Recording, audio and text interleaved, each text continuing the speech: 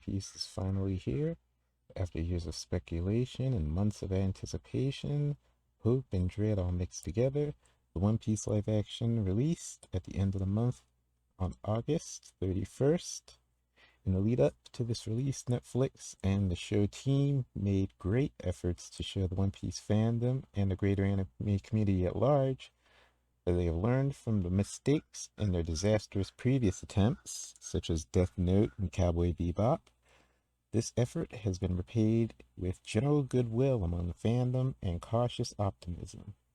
Even the fans most skeptical of the final product have taken note of the care the cast and crew have shown for the property. Now the day has finally come. Fans around the world are watching this live action adaptation. What's the verdict? Is it peak? Has Netflix finally broken the curse? Is it another unbearable disaster that disrespects the source material and the fans that love it? The review aggregate scores are positive, with the series sitting at 83% review score and 94% audience score on Rotten Tomatoes.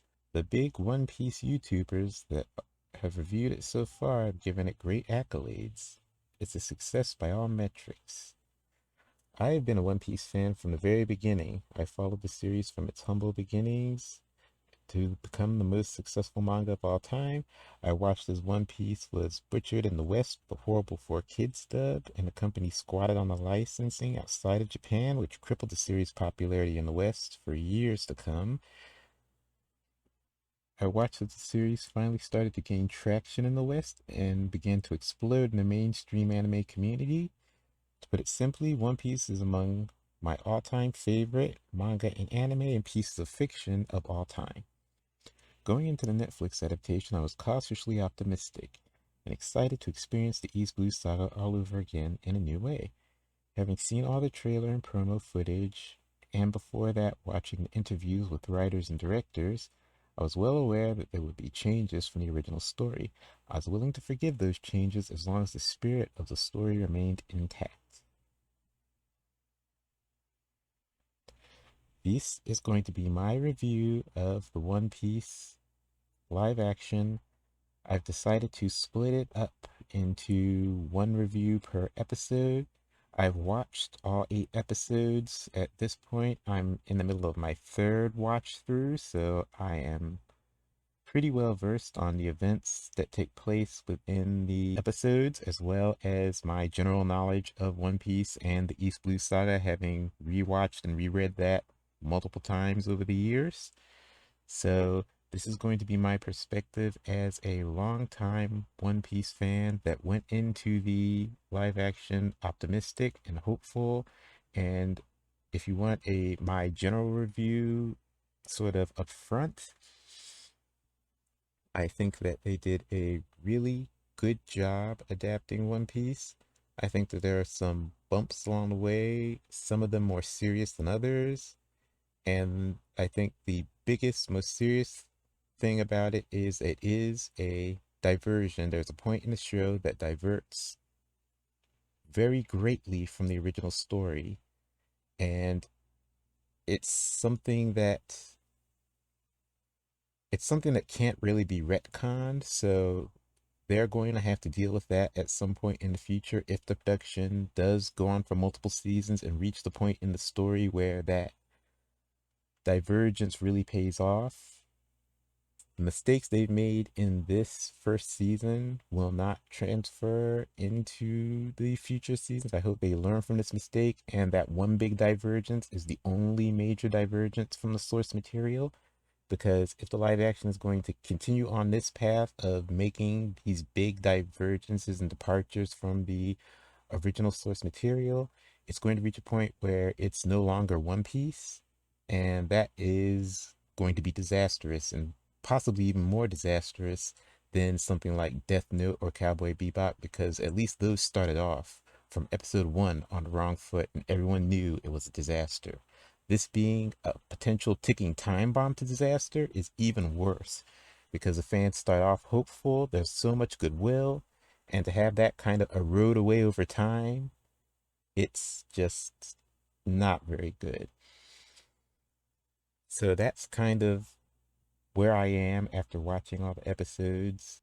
As I said before, I'm splitting things up into 8 reviews, 1 review per episode, because I think each episode should be reviewed on its own, because the episodes sort of fluctuate in terms of their quality and how faithful they are to the source material, what things they keep and what things they remove.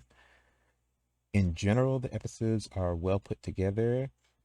The CGI is much better than I think people were expecting going into it. I'm personally satisfied with the CGI for attacks and such. I just wish there was a little bit more of it. But that's probably for the episodes, so let's hop right in with episode 1 review. Episode 1 covers the first 2 chapters of the manga and episodes 1 and 4 of the anime. The episode establishes a world that is in the middle of Great Pirate Era, where pirates take to the seas in search of the greatest treasure the world has to offer, the One Piece. It also introduces Luffy, the main character, and his goal to find the One Piece and become the king of the pirates. This episode overall is a fairly faithful adaptation. The casting for characters is decent, and most of the story beats are followed fairly faithfully. Right at the beginning of one major point that is different is with Garp being present and in charge of overseeing the execution of Gold Roger. There are some moments that stray from the story and set up that the live action will depart greatly from the original story, in fairly significant ways that become more noticeable as the season goes on. Luffy has the same devil-may-care attitude, but several key character moments are omitted or changed. The moment shortly after Luffy meets Koby, where he declares that finding the One Piece and becoming king of the pirates is his dream, and if he should die in pursuit of that dream, he will be happy, is removed. In the original, it is that statement from Luffy that inspires Koby to pursue his own dream of becoming a Marine officer. Something else to note is that in the live action, they remove a lot of the chaotic neutral elements of Luffy's character. He draws these distinctions between himself and other pirates, declaring several times throughout the series that he's a different kind of pirate and that he's a good pirate. This is in stark contrast to Luffy in the original story, who does not make such distinctions. To Luffy, a pirate is a pirate, and he is a pirate. Luffy generally doesn't make moral judgments, and the only reason he ends up fighting against bad pirates is because their dreams and motivations collide with Luffy's or his friends' dreams and motivations. Luffy does not see himself as a good or heroic figure. In fact, he outright rejects the title at every time anyone suggests that he is a hero. So this more heroic take on Luffy is something that fans of the original will definitely notice, and it might rub them the wrong way a little bit. Another part where this shows up is when Luffy first recruits Zoro in the original story. The whole reason Luffy came to the Marine base in Shell's Town after hearing about Zoro was that he wanted to see if he was a good person and recruit him. He breaks into the base for the specific purpose of meeting Zoro, and after meeting him, he steals back Zoro's swords from the base to force Zoro to join his crew. After this, he tells Zoro that fighting back against the Marines here will make him an outlaw, so he may as well join his crew rather than face death. This prompts Zoro to suggest that Luffy is the Devil's Son for offering him such a non-choice. It creates a really cool dynamic between Luffy and Zoro, showing that Luffy has a pirate's attitude and takes what he wants, and Zoro declares that he will achieve his dream whether it be as a good guy or a bad guy by society's standards, as long as he has no regrets in his life. The whole impact and meaning of the scene where Luffy meets and recruits his first crewmate is changed in the live action. Luffy breaks into the base to steal a map to the Grand Line and finds Zoro tied up. He asks if Zoro wants to join his crew, and Zoro refuses. He asks Zoro if there's anything more to him than just being a pirate hunter. When Zoro says he has a dream, Luffy unties him and lets him go to chase that dream, and Luffy returns to breaking into the Marine base to find a treasure map. After Zoro retrieves his swords from inside the base, he sees Luffy and Nami fighting against the Marines and decides to help them out rather than escaping. The way live action handles Luffy and Zoro's meeting makes him a tertiary goal, secondary. Luffy only goes to Shell's Town to steal a map from the Marine base and happens to meet Zoro and asks him to join the crew, but he doesn't seem super determined to have Zoro join the crew. Zoro's character is also missing some characterization.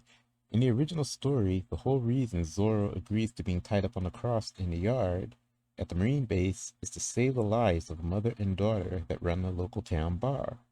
Zoro saved them from Helmeppo's rampaging pet wolf by killing it, and this broke the rule of disrespecting Captain Morgan's authority. So in place of executing the mother and daughter, Zoro agreed to be held in a yard for 30 days, and if he survived, he would go free. In the live action, Zoro does still break the rule, but instead he does it by beating up Helmeppo over his bullying the little girl. However, his motivation for agreeing to be tied up in the Marine yard is completely different. It's because Captain Morgan threatens to blacklist him from all Marine bases so he can no longer collect bounties. This makes the decision one made purely out of self-interest rather than the self-sacrifice Zoro makes in the original. It appears that the writers wanted to push the image of Zoro as cool and dangerous at the cost of some of his character moments that highlight his kindness.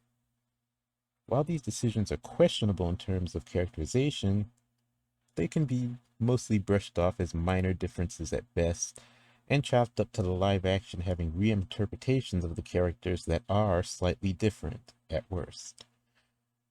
Nothing that changes the overall plot happens in these episodes so far.